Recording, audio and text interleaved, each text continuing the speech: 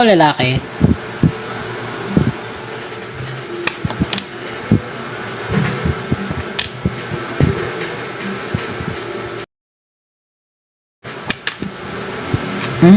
Okay.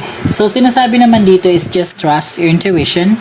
And then, kung ano man sinasabi ng intuition mo, yun yun. Okay? But for the first card, it's Six of Swords. Ang Six of Swords in reverse, ang ibig sabihin nito is, magiging kayo, pero parang panandalian lang siya. Okay? Unnecessary transition to your life.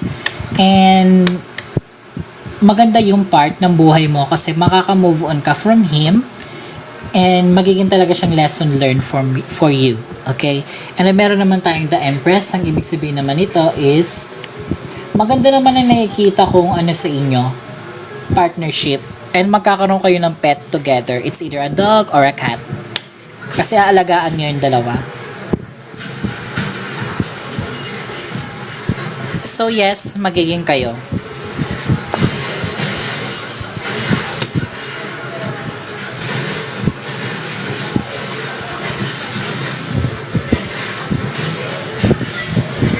Okay, thank you so much.